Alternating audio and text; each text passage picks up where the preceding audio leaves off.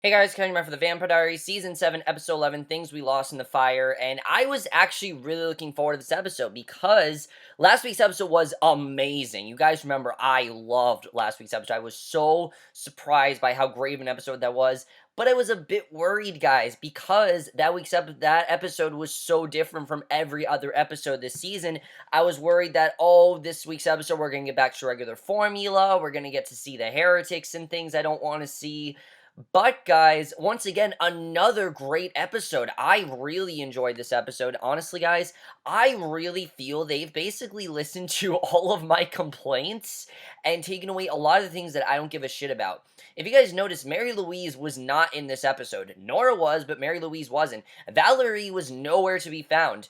The heretics were barely the focus here, and that's something I love because what this episode mainly focused on were the brothers, and that's something I thought season 7 was going to do very, very well, was focus on the brothers, their dynamic. That's what happens when you take out Elena. You can focus on Stefan and Damon. And they tried to do that the first half of the season, but they were so divided that we really didn't get to see that. Stefan was off doing his own thing with Caroline, trying to, make amends with Lily, while Damon was off with Bonnie and Alaric trying to resurrect Elena, or trying to save Elena and do things for her and everything. And finally now they're both to a point where we can see a lot of scenes with them together, and I think that's one of the reasons why this episode was so great. There were a lot of things I really loved with this episode. Pretty much everything I love about the Vampire Diaries was in this episode. Even the flash forward was great. They really did a great job with that, but let's get into this episode because I really enjoyed it. We start off right where we last left off, in the last episode. As we know, Damon last week thought that he was in the Phoenix Stone. We see right away that he's not in the Phoenix Stone. He's looking at the bloodshed around him in horror. He says no, wonders why he's still there. He tries to wake up Matt, then feeds him some blood. Now, a bit of an issue here. I thought that if you were to feed a human blood, that they turn into a vampire. Why doesn't Matt turn into a vampire? I mean, just, it makes sense. The originals did it with Cammy. Why isn't Matt a vampire? Something's not right there, okay? Just, I just, Vampire Diaries logic, fine, but it's a small issue. It's not a huge thing, but it really is because it kind of messes with what the originals just said, but whatever. The original's still a better show anyway. So next he runs to Bonnie, feeds her blood too, says he's sorry. Both of them choke back to life, and obviously Damon's freaking out because he's realizing that he actually just almost killed everyone. Damon says he didn't know where he was. Caroline's there, stabs Damon to take him out. Damon wakes again, sees he's chained to a wall. He says he saw this coming, and Stefan has a nightmare and wakes. He goes to see chained up Damon, asks why they didn't vervain him, and Stefan says he just wanted to calm him, that they just wanted to calm him down. They could tell that he had something else going on. Damon says he killed them all because he still thought he was in the fake hell worlds, and Stefan says it was an honest mistake, so he gets a pass, and I like that Stefan wasn't too upset with Damon about this, because he was trapped in that Phoenix Stone as well, and Damon says, why is Stefan skipping the judgy phase? And Stefan says they all understand. Damon says he just stabbed his pregnant girlfriend in the chest, but Stefan says the Hellstone does a number on him. So Damon says he's back and it's real and he wants a bro hug. He asks him to unchain him, but Stefan says hell messes with you and post-hell is much worse. And definitely, yeah, that is a big thing in this episode, especially with Stefan. Stefan definitely is going through kind of like PTSD, but a little bit different, which is very interesting. So Tyler shows up. Now, we knew that this was coming because we saw Tyler in the flash forwards. We knew that Tyler was going to get there somehow, but Tyler's back, and honestly, I'm glad that he's back because I never really understood why he had to leave. Actually, I do. He really served no purpose in the show last season. I mean, they tried to get him to do something with, what's her name? I can't even remember her name. Liv. They tried to get him to do something with Liv. They tried to start that relationship. It didn't really go anywhere because Liv ended up leaving. Tyler left after Elena did, and I'm glad that he's back, though, because I think I'm glad to see him back because I don't really know why he had to leave. Tyler shows up and is stunned to see Damon chained to his wall, and he says Caroline invited him to a baby shower, but didn't mention that Mystic Falls fell apart, and obviously Damon has no idea what he's talking about. I mean, Mystic Falls fell apart? What? I mean, the last time we saw Mystic Falls, it seemed to be in bad condition, but as we know, Lily was trying to keep things afloat, and now that Lily's not around, it would make sense that Mystic Falls would go to shit pretty much. But what I like about this is that they did give a genuine reason as to why Tyler's back. He's not just back to be back. He's there for Caroline's baby shower, and I like that. So Damon asks what Stefan means when he says he was just gone for a weekend. Stefan says he's been gone for weeks, and we see right away that Julian's turned Mystic Falls into basically this, like, horrible state. I mean, there's drag racing in the middle of the main street in town. Matt and Bonnie are at the town line, and Matt throws a spiked chain across the road. I mean, really, Mystic Falls is in dire times right now. And Bonnie says her dating website just matched them. They need to rethink things. And she says maybe do a profile picture without the gun next time. And I love Matt saying, I need the gun. That's part of my job. Actually, a pretty funny scene there. The two cars race down the road, then hit the chain and have blowouts. Matt goes with his gun. Bonnie with her magic. She knocks them down with a spell. Matt shoots them. Matt stomps one down, says at least Lily kept her heretics on a leash. They got rid of the bodies, and that's the thing. Julian clearly doesn't give a shit what he's doing. I mean, he's going to do whatever he can. He's not keeping anyone on a leash, and he's going to unleash his wrath. That's basically what he's going to do. So Damon's stunned to hear that he's had Matt and Bonnie patrolling Mystic Falls, and Stefan says he has no idea what he's been through. Stefan says Bonnie pulled him out of the stone. He tried to make life normal again. We see him out to dinner with Caroline at a fancy place, and this was very much like what happened with Damon last week, except this was more of us seeing how Stefan got out of the Phoenix Stone and what happened to him, which honestly I thought was very well handled. We see him at dinner with Caroline at a fancy place, and I'm glad we saw more of him and Caroline, because it seems like for the past few episodes, they haven't been acting like a couple. They've been together, but they haven't really been acting like a couple, so I'm glad that we really got to see more of Stefan and Caroline. It's been a big complaint I've had this season, and I'm glad that we're finally seeing them together. So we see him out to dinner with Caroline at a fancy place. He seems distracted, and Caroline asks if he's okay. He insists he is, and she tells him that Bonnie is close to pulling Damon out, but it's like Caroline is talking through a tunnel, and he hallucinates Damon coming at Caroline, tackles him, but it's just a waiter, and he is terrified that Damon is going to attack them, and Caroline pulls him off the guy. He apologizes. Damon says why he couldn't hallucinate him as a manager. Damon says he has no desire to kill Caroline, says he won't have a breakdown, and Stefan says that he will unchain him, but he can't leave his side till he's convinced he's fine, and Stefan says they're going to drive around Mystic Falls. Damon hears a voice, then sees Ghost Henry upstairs. Stefan unlocks him, and Damon looks around uncertainly, and this is very interesting, as we know Henry was the war vet with Damon in the last episode. So obviously Damon's kind of like, what's going on here? He's very confused. So Stefan asks if he's ready, and he insists he's good. Caroline calls Stefan, who asks if he's trying to avoid her baby shower. He says maybe the Hellstone would be more fun. And Caroline says that Alaric needs this so he can prepare to be a single dad. And Stefan says he's getting him a baby Bjorn like she told him to. And Damon whistles and makes a whip crack noise. They go inside the grill, see that it's a dive now, and Damon says this is why they should have pulled him out first, because obviously things have gone really bad, and I like that Damon still has his humor. That's something that Damon will always have, and I don't know how Damon would be without his wit. I'm glad he still has it. So Stefan says they tried, then says Damon wasn't ready, and asks what he experienced, and he says bloody civil war and mommy dearest, as he says, and then he says he had to cry and tell mom he's sorry he got out, and Damon is still seeing things. Julian's there. Damon calls this an infestation. Julian says he declared a truce with Stefan. Damon comes at him. Stefan says, show me you can play well with others. Julian says he won't destroy the town and says it holds sentimental value since it was once Lily's home. And Julian tells Damon the real works begin now that he's out of the Hellstone, and tells them good luck. Henry's there behind Damon again, and it's clear that Henry's not actually there. This is Damon just this is just from Damon being trapped in the Hellstone. This is now PTSD, basically. He's imagining that Henry's there. Stefan asks what he's looking at. Damon says there are too many pieces of vampire trash there, and Julian asks Stefan if he can be Damon's wingman when he's still adjusting, and Stefan says he's handling it, and Julian says that's what he thought when he first got out, and Bonnie videos Matt, Tyler, and Alaric as they try to diaper dolls blindfolded, and Matt and Tyler beheaded their dolls, and Alaric says they can never babysit. Actually, a very funny scene. I like this episode actually had some genuine humor in there. Caroline asked Alaric how he did that blindfolded, and he said he can dismantle a bomb blindfolded. This is something else I've had a problem with, is Caroline's pregnancy.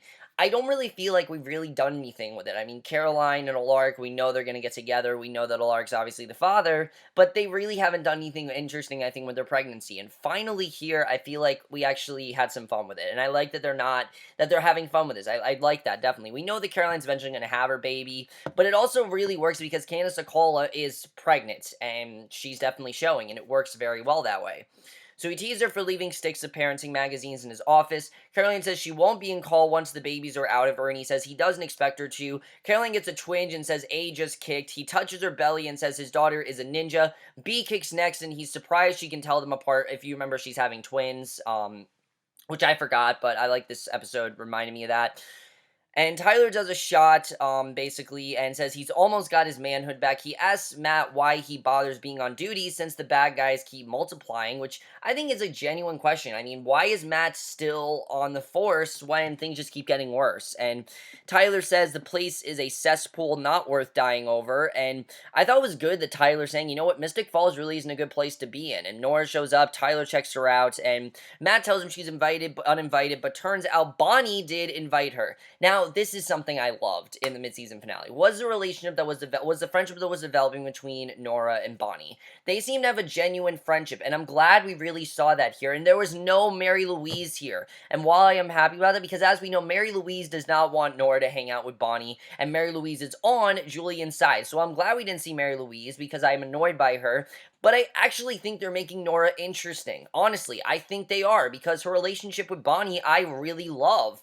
Basically, she has a gift, prefers the baby registry as a list of demands. Nora says she got tiny little socks that look like sneakers. Bonnie says good and offers her a drink. She tells her the drinks are in baby bottles and says infant's drink is a lovely image. And Damon goes out of the bar. Henry lurks there, asking if he's surrendering the town to the enemy. Damon calls a hell world hangover, and Henry says his liberation isn't done. Damon yanks out his heart, then realizes it was the black vamp who had been sitting there drinking, and it wasn't actually Henry. He was just imagining it. So Stefan comes out and looks pained, and Damon says, let's skip the check, and runs off. And obviously, things are not good for these two. They're having this stress, and they can't really get over it. So Matt demands to know why Bonnie invited Nora, which I think is a good question, but Bonnie says she's not Julian's and helped them get Stefan out. And I like that we found that out, that Nora basically is on their side now. And Matt reads off a list of Nora's sins, but she says it's better to have a powerful heretic as a friend and not an enemy. Something I really like about this, guys, is that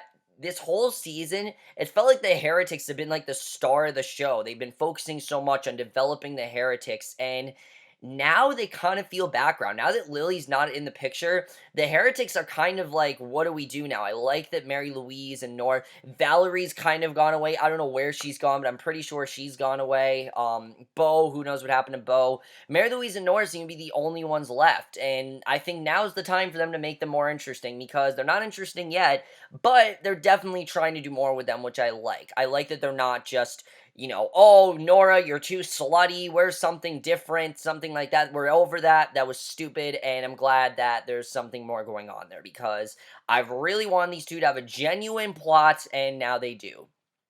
So Nora says she's going to go before Matt says something he shouldn't, and she makes him unable to talk again. Matt asks if she's threatening him, and she says it's a threat, hurts him with magic. Bonnie asks her to stop. She does, then walks off, and Matt follows. And like I said, I really like the story of them not trusting Nora, but Nora trying to show that, no, you can trust me, because clearly they don't trust her, and she wants them to trust her, and I like seeing that. It just makes her character a lot more worthwhile, and I definitely really like seeing that.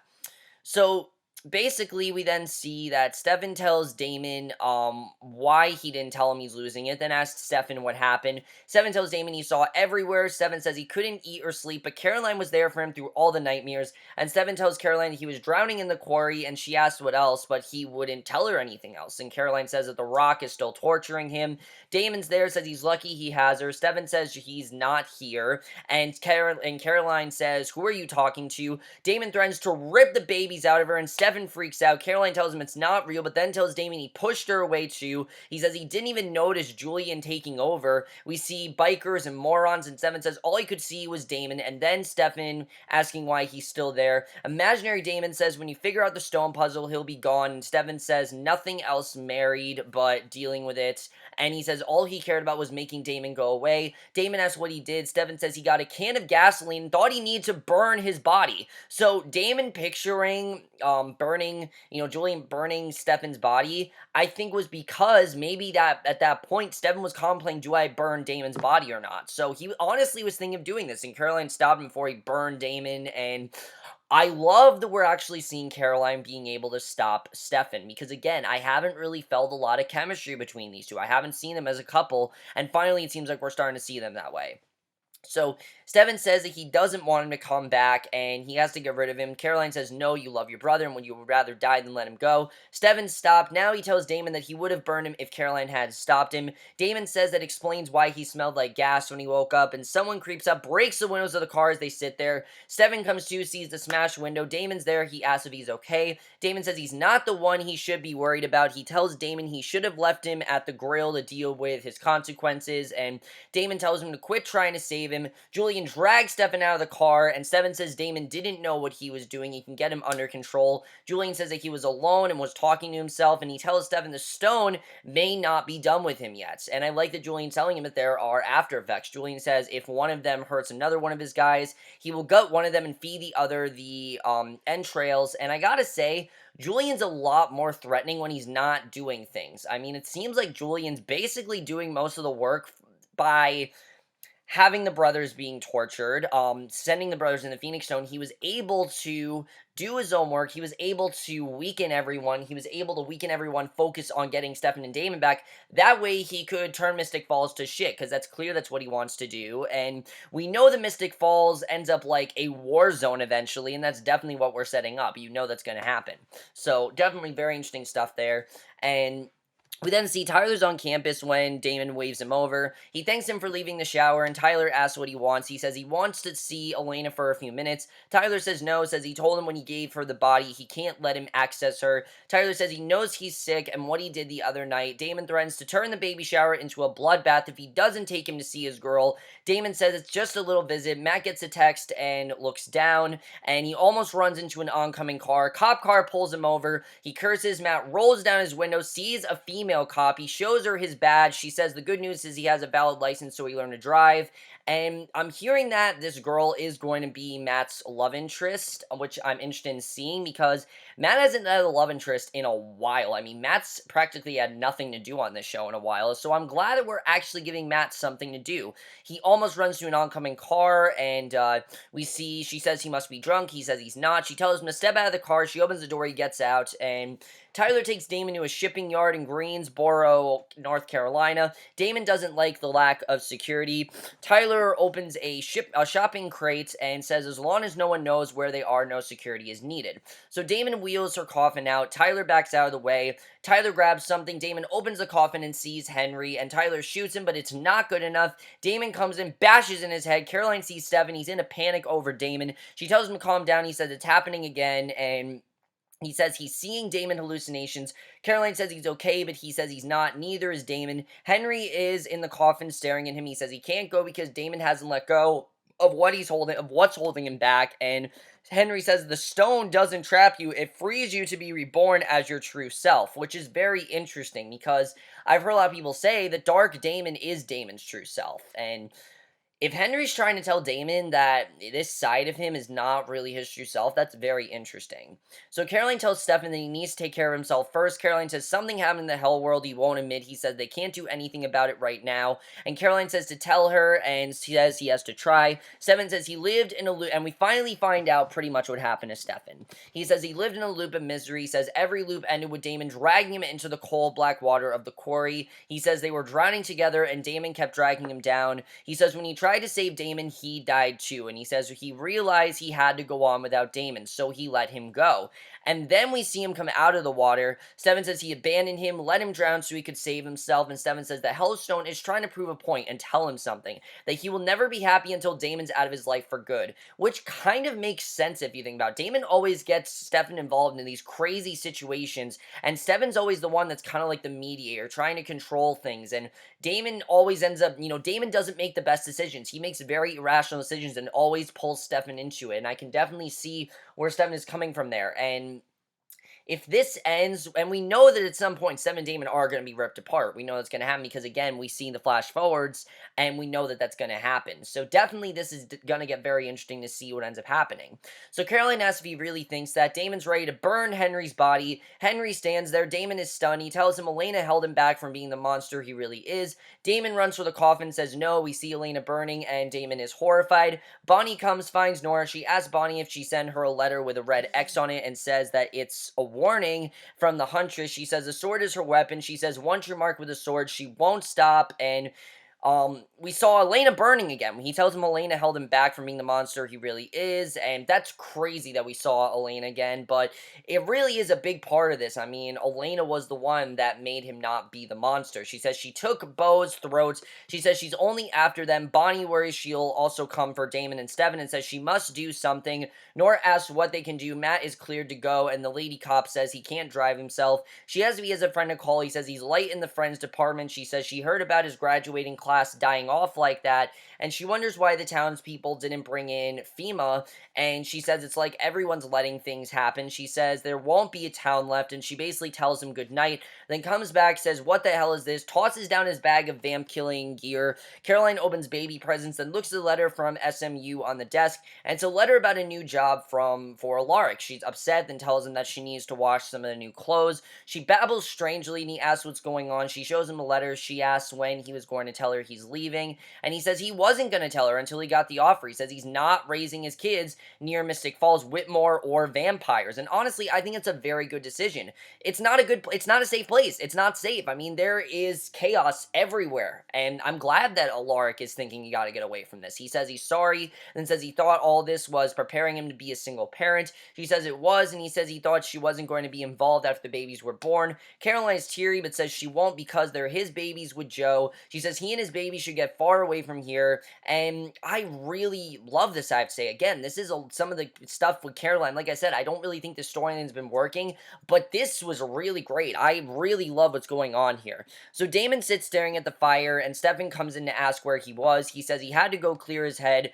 Stefan tells him he let him go in his hell when they were drowning. He says he had to turn his back on him. Stefan says hallucinations were to remind him of that, and Damon says the only way for him to be the hero is to leave him behind. And Stefan says his true self is dark, and all that light gets in the way. He's not this nice guy. Damon thinks he is a monster, and he says Stefan is keeping him from being what he really is. And Stefan says, what? You know, he is reckless, selfish, and manipulative, and Damon says yes. Stefan says he's his brother, and he's not going to give up on him now or ever. He tells Damon he's stuck with him forever. Damon sighs, starts to say something, then stops, and instead, he says they're out of bourbon. He says he won't say anything else about what he's done. He told Stefan, says here's to drying together, and while things seem good, you know things aren't going to.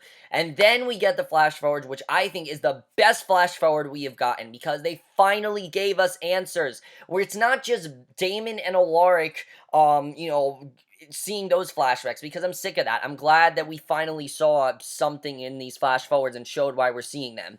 3 years from now, Caroline's on the news broadcasting messages to Stefan, and Caroline, in the meantime, is tied up in an equipment box, and we finally find out that Matt is the one that is holding her. He holds a gun on her, says, get up. She thanks him. He says, you can go now, then says, you did what we needed. He's working with her. He says her problems mean nothing to him. Matt says to get out of his sight, stay there until the Huntress gets what she wants. Caroline's stunned. He says he had a girlfriend and a life, and now it's all gone. He walks away looking disgusted, and that's how the episode ends. So finally, we're giving Matt something to do. I love it. This episode was just so great, guys. I love this episode. There's so much to love about it. I mean, really, everything that I love about the Vampire Diaries was in this episode. It really felt like a Vampire Diaries episode. Let's talk about Damon and Stefan, because as we know, Damon really thinks that he is this dark person, and that he is, you know, a dark vampire, and he's evil, and that Stefan is holding him back from that.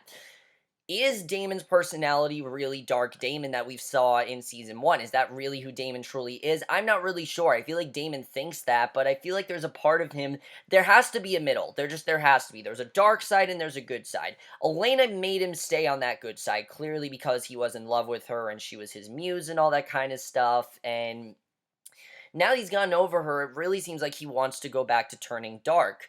But the thing is, you can't truly be all the way dark unless you turn off your humanity, which I really hope doesn't happen, because you guys know I really am not a fan of them turning off their humanity. It happened with Elena, it happened with Caroline. Please don't do it to Damon. It would be really annoying if it did. I mean, Stefan did as well last season. Please don't do it to Damon, because I'd be really pissed if they did. So I really hope this doesn't end up with Damon turning off his humanity. That would be really annoying if he did, and I hope they don't do that. So hopefully, I like that Stefan is trying to stay by his side, but can he really? I mean, is Stefan safe with Damon? Is he really? We'll have to see what happens there. Let's talk about this flash forward though, because we know that Matt ends up with there's a girl in his life. I'm assuming that girl that Lady Copy ran into is going to be the girlfriend that he's talking about, and something definitely is going to happen to her. But what happens to Matt? What causes him to turn against all them? Very interesting stuff. I can't wait to see what happens there. I'm really intrigued by this flash forward now. They really made it a lot more interesting. I really do like seeing that. Alaric leaving Mystic Falls. Is Caroline going to go with him? Because obviously this is their baby. They need to raise them together. Caroline's going to want to raise the baby. She's going to want Alaric in the baby's life because it is Alaric's babies with Joe, and Caroline ended up, carrying the babies. So is Alaric, is Caroline going to go with Alaric to Mystic Falls? It would make sense because, as we know, Caroline and Alaric are going to get together at some point. So it would make sense why, what's going to happen there. That's definitely going to be very interesting. You can definitely tell why Stefan and Caroline are starting to feel very distant because obviously he's not telling Caroline. Well, he told Caroline what's going on, but she just can't really help him. He needs to do something about this, then she can't really help him here, and it's honestly very sad. But I like seeing why Caroline and Stefan, what's going to happen, because we know that something's going to occur where Caroline wants absolutely nothing to do with Stefan, and they're starting to really set up, I think, the idea of the flash forwards very well. They're definitely starting to connect, and that was something I was definitely worried about. Nora. Should they trust Nora? I think they can. She's clearly on their side. Mary Louise is definitely not on their side, which I thought was interesting. We got no mention of her whatsoever. Maybe it's just because people know we don't like her. But, Nora, I really like where they're going with Nora. I hope that Bonnie can convince all of them to trust Nora because it seems like right now they don't really know if they can. I understand why she was a heretic, obviously, and things like that, and, heretics first, but I really do genuinely feel that Nora wants to help them, and I hope that Bonnie can convince them that they can trust her, and I would definitely love to see that, and I hope that does happen because definitely that would be really great. And then as far as this hell, like Julian said, they are stuck in a personal hell right now. Can Damon and Stefan get out of this hell? We'll have to see what happens. And I like that Matt is also kind of feeling insignificant right now. He doesn't really know where he is, and that's true. Matt hasn't really had a storyline in a very long time, and I like that finally Matt seems to be getting some screen time. But overall, guys, great episode. I really loved it. So much better than this entire season. This is the Vampire Diaries that I love. This is where we need to go for us season. If they keep making episodes like this could be a really great second half of the season. Overall, guys, I know you guys saw this episode. We'll see you guys next week, which will be for the originals, which obviously I can't wait for. It's a show I look forward to every week, and I will see you guys for that. Okay, bye.